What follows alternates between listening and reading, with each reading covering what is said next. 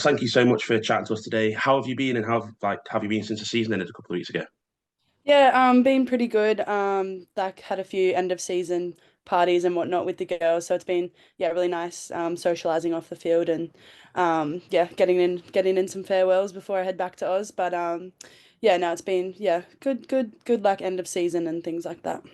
Obviously, your first season over here in the UK playing for Quins. Just how have you found it, kind of from a personal point of view, playing in a different country and also playing for Harlequins?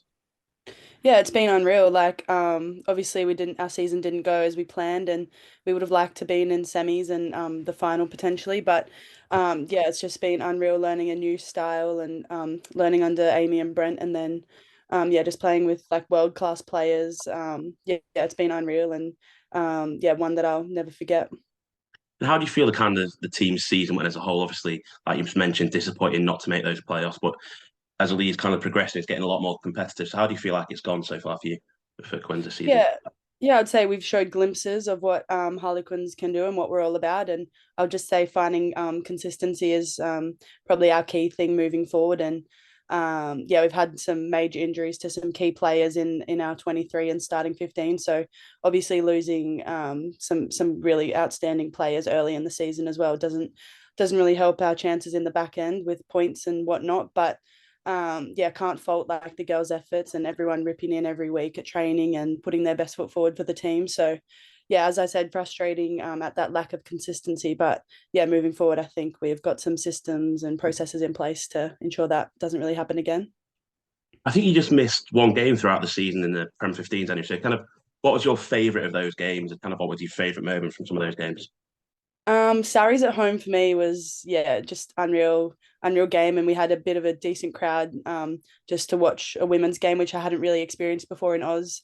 A massive crowd turning out to watch just a women's game. Usually it's a double header with the men's or something like that. So to get a really good crowd at the Stoop and to win at home in front of our home fans and supporters was unreal. And yeah, just everything about that game, I think we really showed the true Quins way and yeah, how we can perform.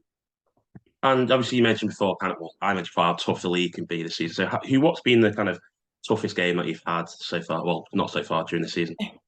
I think when we versed Gloucester at home this year, it was just such a great game of rugby, and we didn't get the win at that one. But yeah, I just think it was a great contest and one of the better games of rugby I've been involved in my career.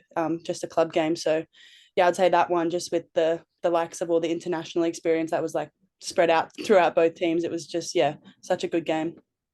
How have you found the kind of different style of, or how have you found how the styles of play different from playing over here in the Premier 15 to playing over back in Australia?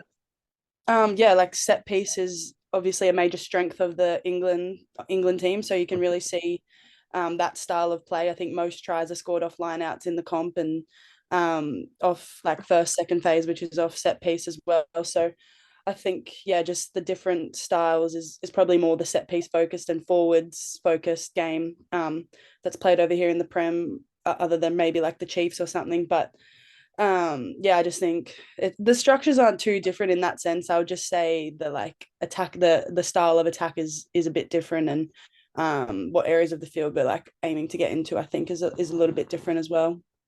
Have you found much difference in kind of how the team cultures are over here as well?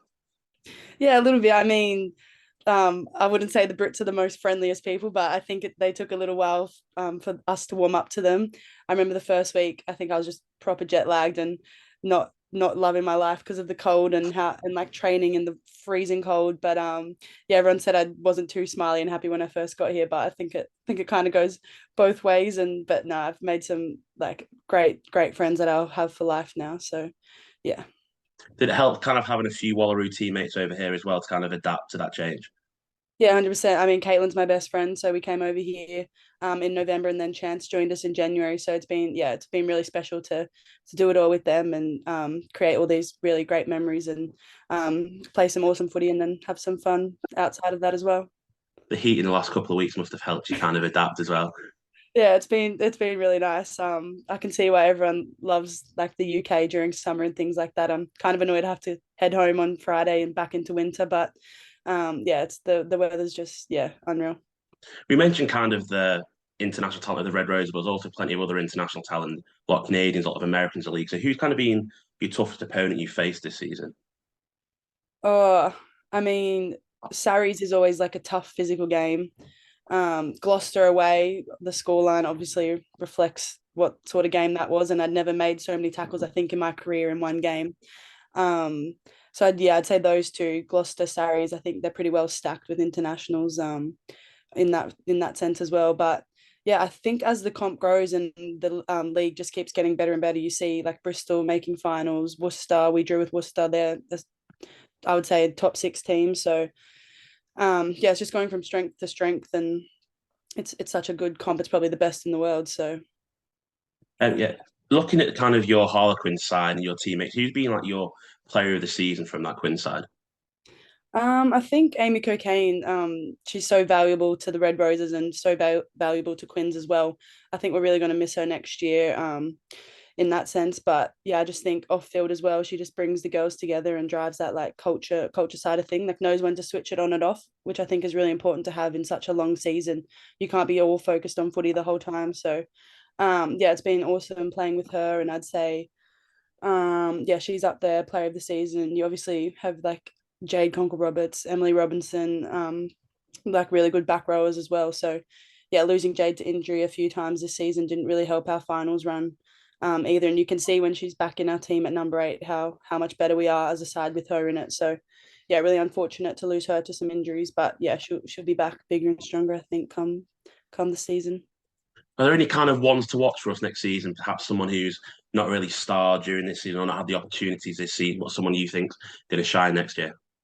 I think there's a young girl, Lucy Harriet. She's in England under 20s and things like that. And I think with a bit more game time under her belt, she'll be really one to look out for the future. And then obviously you've got a few people in the back three. There's a young girl, Katie Schilliker, who's got speed for days. So just give them a bit of game time and some confidence. And I think yeah, they'll be ones to look out for in the future years. And kind of looking ahead to next season, what's kind of next for you? Obviously, there's Pac 4 and WXV coming on, but what's next kind of for you and for Harlequins as well? I'm not too sure what's going on, but yeah, I'm going home on Friday and then yeah, go straight into Pac 4 and burst the Black Ferns up in Brizzy and then yeah, off to Canada.